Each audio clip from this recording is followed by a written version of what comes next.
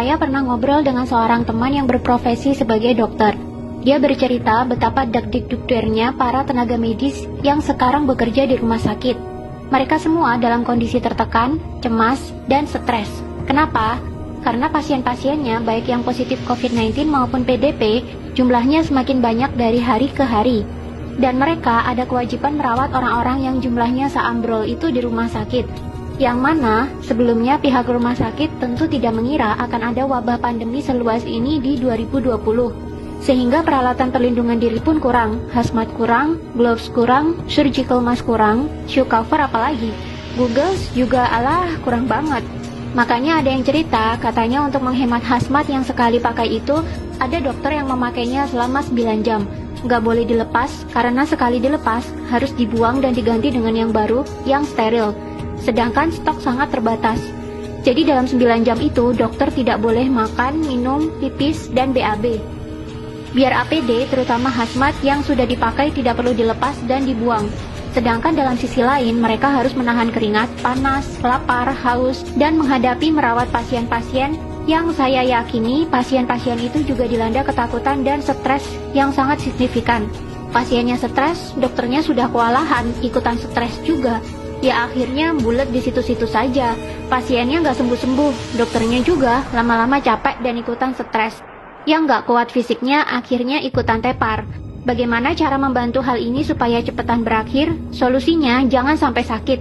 Saya di awal sudah sangat tidak setuju dengan masifnya media-media mainstream yang bolak-balik memberitakan angka penderita COVID-19 setiap saat.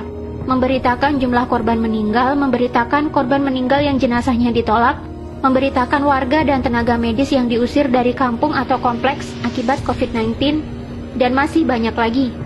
Apakah ada media yang memberitakan bahwa banyak penyakit-penyakit lain yang sudah biasa kita temui di kehidupan sehari-hari sebenarnya justru lebih mematikan? Coba Anda lihat data berikut ini. Penyakit kanker setiap tahunnya membunuh 8,9 juta jiwa. Berarti dalam setiap bulan ada sekitar 741.600 lebih manusia yang meninggal. COVID-19 sejak jadi pandemi hingga April 27, 2020 membunuh hanya 198.842 jiwa saja. Silakan Anda cek sendiri di situs resmi WHO. Padahal, COVID-19 baru jadi pandemi dimulai sejak Januari 2020. Katakanlah sudah ada 3 bulan sampai sekarang, maka COVID-19 baru membunuh 66.000 orang setiap bulannya. Jumlahnya loh, cuma 8,9% dibandingkan dengan kematian akibat kanker. Dan sekarang sudah diterapkan lockdown di mana-mana yang katanya cara ini efektif menurunkan kurva paparan COVID-19. Walau sebenarnya kalau saya lihat skema lockdown juga curiga sih. Hehe. Karena akibat lockdown gini, masyarakat justru semakin takut dan ekonomi mandek. Kantor dan toko yang buka dipaksa tutup. Orang jadi nggak punya penghasilan. Karyawan dipotong gajinya. Pengusaha banyak yang bangkrut.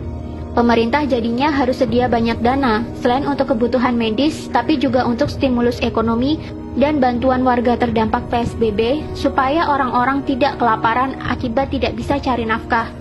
Kalau nggak ada dana, ya hutang dong. Namanya penyakit, itu kalau nggak sembuh, ya meninggal dunia.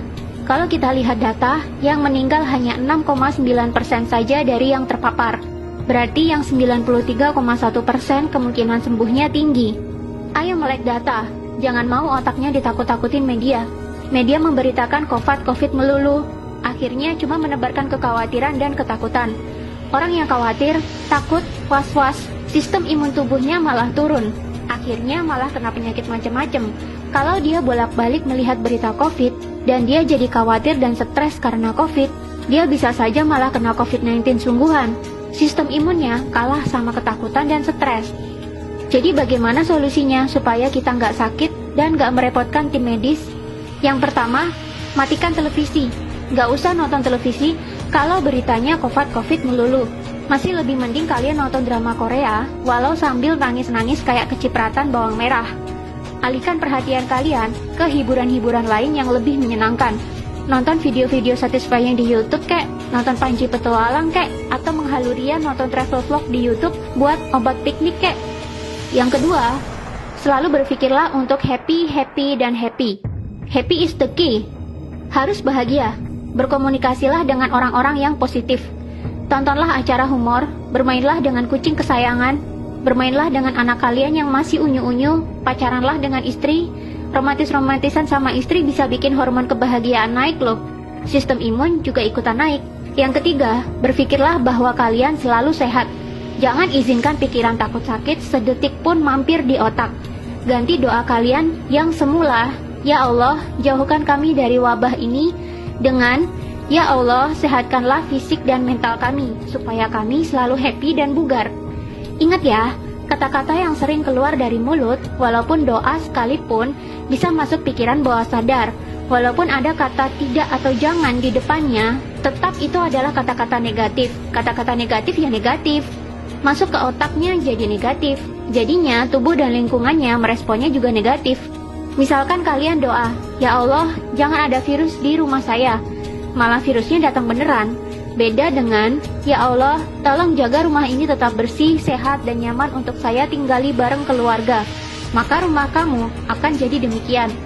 Selalu ucapkan kata-kata positif dan buang kata-kata negatif. Keempat, rutilah olahraga. Olahraga dapat memproduksi hormon kebahagiaan dan memperbaiki metabolisme tubuh.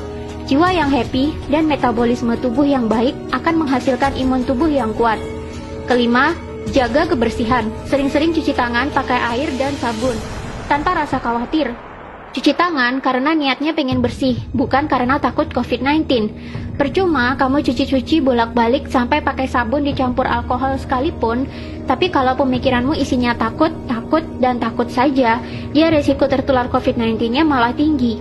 Keenam, jaga jarak. Kita mungkin kuat atau kebal, tapi orang lain belum tentu. Mari hargai mereka dengan tidak dekat-dekat dan selalu pakai masker kemana-mana, terutama jika berhadapan dengan orang lain. Intinya adalah bahagia, happy, sehat, pikiran tenang, dibawa slow aja. Jangan sampai kamu masuk ke rumah sakit.